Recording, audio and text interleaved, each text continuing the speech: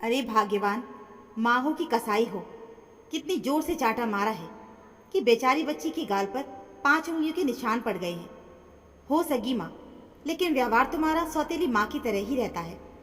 माँ भी अब गुस्से में शुरू हो गई और बोली, हाँ हूँ मैं कसाई। लक्षण देखा आपने इसका? एक भी लड़की वाला गुण है आपकी बेटी में। बेटी को अच्छा बुरा तौर तरीका सिखाने के लिए अगर बनना पड़ा तो मैं चुड़ैल भी कसाई सब बन जाऊंगी। आधा दिन चढ़ गया है और ये महारानी पैर पसारे सो रही हैं। सहूर कब सीखेंगी? दुनिया जहान के लोग अपनी दिनचर्या में लग गए हैं और ये आपकी राजकुमारी लाडली कल को ससुराल जाएगी तो यही लक्षण क्या साथ लेकर जाएगी? पिताजी गुस्से में बोले, हो गया हो गया, अब रहने भी दो। ससुराल ससुराल ससुराल, ये हर बात में ससुराल नाम का तकिया कलाम पढ़कर थकती नहीं तुम? इतनी छोटी सी उम्र में बेचारी को ससुराल का पहाड़ा याद करवाती रहती हो, जैसे ससुराल ना हुआ जहन्नुम हो गया। माँ भी तेवर में थी, बोली, आप बेकार की तरफदारी मत किया कीजिए, इसका दिमाग और 7वें आसमान पर चढ़ जाता है। वो भुनभुनाते हुए रसोई घर में चली गई। पिताजी सुबह की सैर करके लौटे थे और रोज की तरह मुझे प्यार से पानी और चाय लेकर बाहर बुला रहे थे। जब कुछ देर तक मैं बाहर नहीं निकली तो वो खुद ही अंदर चले आए। मुझे मुंह लटकाए देखकर पूछ बैठे, क्या हुआ बेटा? प्यार से अपने दोनों हाथों से चेहरे को ऊपर उठाया। जैसे ही उनकी नज़र बेटी की आंसुओं पर गई, सीधा माँ पर ही बिफर पड़े थे। पिताजी माँ को डांट रहे थे और मैं उनकी सहानुभूति देखकर और जोर से सुबकती हुई चादर से मुंह ढककर आराम से पसर कर सो गई। ये लगभग हर रोज की कहानी थी। माँ की टोका टाकी हमेशा जारी ही रहती थी। मेरे हंसने बोलने उठने बैठने सब पर उनकी पनी नजर रहती है। मजाल है जो कभी ठहाका लगाकर हंसने दिया हो। गलती से अगर उनके कान तक हमारी हंसी पहुंच भी गई तो फिर वही दैत्यनुमा ससुराल। भैया भी माँ से उलझ जाते थे, क्या माँ, तुम भी इसे हर वक्त जेलर की तरह ससुराल का भय दिखलाती रहती हो, जैसे ससुराल कोई जेल हो। माँ तुनक कर बोलती है, बड़ा आया बहन का पक्ष लेने वाला, चले जाना दहेज में उसके ससुराल, सास का नसीहत सुनने के लिए।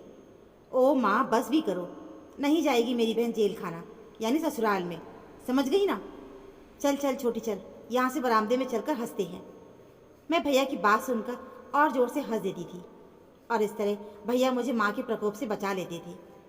मैं अपने हम उम्र की लड़कियों को कह कह लगाते देखती तो माँ पर बड़ा गुस्सा आता था। वो मुझे क्यों हर बात पर टोकती रहती हैं, वो भी ससुराल के नाम पर। मेरे अंदर ससुराल का एक खौफ सा बैठ चुका था। जो भी हो, माँ ने मुझे डांट डांट कर जिंदगी के ढेर सारे गुण गुरु की तरह सिखाया। समय के साथ अपने आप मेरे सारे क्रियाकलाप चुस्त दुरुस्त हो गए थे। सीखते सिखाते मैं कब बड़ी हो गई पता ही नहीं चला। बीए पास करते ही मुझे ससुराल भेजने का इंतजाम होने लगा और साथ में अपने घर और पढ़ाई घर में फ़र्क समझाया जाने लगा। पिताजी को ज़्यादा मेहनत नहीं करनी पड़ी, जल्दी ही उनकी पसंद का दामाद मिल गया। देखते देखते ससुराल जाने की घड़ी भी आ गई। जोर शोर से शादी की तैयारियां शुरू हो गई। घर के बाहर लाउड स्पीकर में गाना बज रहा था, काहे को ब्याहे विदेश से लखिया बाबुल मेरे। मेरे दिल की धड़कन किसी अनजाने भय से जोर जोर से धड़कने लगी। विदा लेते समय पिताजी से गले लगकर मैं खूब रोई। वो भी रोए जा रहे थे और मुझे ढांढस बता रहे थे। और माँ, जो मेरी रिंग मास्टर थी, उतनी ही देर में 3 बार बेहोश हो चुकी थी। भैया भी छुप छुप कर रो रहे थे। मेरे आंसू पोंछ कर कहा, तुझे कोई परेशानी हो या ससुराल में कोई और कुछ बोले तो तुरंत फ़ोन करना, मैं हाजिर हो जाऊंगा। अंत में माँ मेरे आंसू पोंछते हुए सख्त हिदायत देते हुए बोली, बेटा एक बात गांठ बांध ले, आज से तेरा घर यहाँ नहीं है, वहाँ है जहाँ तू अब जा रही है। कोशिश करना कि तेरी कोई शिकायत यहाँ तक नहीं पहुँच पाए। पूरे परिवार की इज्जत अब तुम्हारे हाथ में है। और फूट फूट कर रोने लगी। मुझे ऐसा लग रहा था कि मैं किसी तीसरे लोक में जा रही हूँ, पता नहीं वापस लौट कर आऊँगी भी या नहीं। इस पर ससुराल नाम का खौफ अलग से था। मैं घबराई हिरनी जैसी अपना घर द्वार, माँ पिताजी और भैया से बिछड़कर अनजाने ससुराल की डगर पर चल पड़ी थी। रास्ते भर सबको याद करके रोती रही। साथ में जो भी थे वो मुझे समझाते रहे कि चुप हो जाओ, पराए घर थोड़ी ना जा रही हो। ससुराल की देरी पर पहुंची तो डर के मारे मैं और सिकुड़ गई। वहाँ पर सब बार बार पूछ रहे थे कि क्या बात है, बहू इतनी सहमी सहमी सी है। एक यंत्र की तरह सारे के सारे रस्म रिवाज निभा लिए गए। घर भर में जितने बड़े थे सबके पांव छूने के बाद सासू जी को मुंह दिखाई के लिए बुलाया गया। नाम सुनते ही पूरे शरीर में ठिठुरन सी होने लगी, जैसे कसाई को देखकर गाय की होती है। लगभग वैसी ही हालत मेरी थी। पहली बार में ही वो मुझे उठाने लगी, लेकिन मुझे याद था कि सास का पैर 5 बार छूना है। सांस रोके 5 बार मैंने उनके पैर छुए। उम्मीद के विपरीत उन्होंने मुझे पैर पर से उठाकर मेरे माथे को सहला दिया और बोली, हो गया हो गया। मैं स्तब्ध थी कि ये मेरी सास ही थी। मुझे लगा पता नहीं क्या कह देंगी। दूसरे दिन माँ के सिखाए अनुसार 4 बजे उठकर नित्य क्रिया से निवृत्त होकर किचन में पहुंची। बर्तनों की खटर पटर सुनकर घर के लोग उठ बैठे। कुछ लोग आश्चर्य से मुझे देख रहे थे। सबकी नींद जो हराम हुई थी कि तभी सासू माँ आ गई और बोली, क्या हो रहा है सुबह सुबह। मैंने डरते डरते बताया कि माँ जी, मैं आप सभी के लिए चाय बनाने आई थी।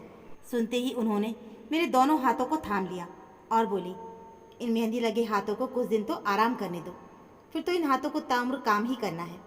मुझे ज़बरदस्ती उन्होंने अपने कमरे में भेज दिया। मैं कुछ समझ ही नहीं पाई और मैं अपने कमरे में वापस लौट कर आ गई। कुछ दिन के बाद धीरे धीरे सभी मेहमान चले गए। घर खाली खाली लगने लगा था। मेरा मन बिल्कुल भी नहीं लग रहा था। सासू माँ ने मुझे कमरे से बाहर बुलाया और बोली, बहू, तुमने अपनी माँ से बात की। मेरे नहीं में गर्दन हिलाते ही देख कर बोली, लगाओ फ़ोन संदन जी को, आज मैं बात करूँगी। सुनते ही मेरा दिल जोर से धक धक करने लगा।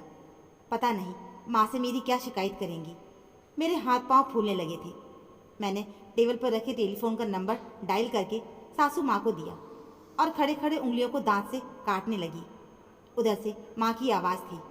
वो घबराते हुए बोली, कोई गलती तो नहीं हुई बेटी से समदन जी। सासू माँ गंभीर लहजे में बोली, हाँ, एक गलती तो की है आपकी बेटी ने। जी, क्या गलती हुई हमारी बेटी से? हम माफ़ी मांग लेंगे, बताइए मुझे। बिल्कुल ही ना समझ है वो। सासू माँ ने मुझे अपने पास बुलाया। मैं थर थर काँप रही थी। वो हंसते हुए बोली, इसकी यही गलती है कि इसने सप्ताह दिन में एक बार भी आपसे बात नहीं की और ना ही अपने अजनबी ससुराल के बारे में आपको बताया। वैसे हमें आपसे भी शिकायत है। माँ बोली, जी बताइए, आपकी शिकायत हम सिर माथे पर लेंगे।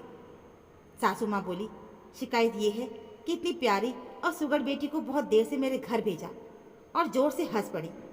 मुझे पास बुलाया और अपने स्नेहिल आंचल से मेरे आंसुओं को पोंछा और पोंछते हुए बोली, बेटा रोती नहीं है, सास भी माँ ही होती है ना। तो दोस्तों, हमारी आज की कहानी में बस इतना ही।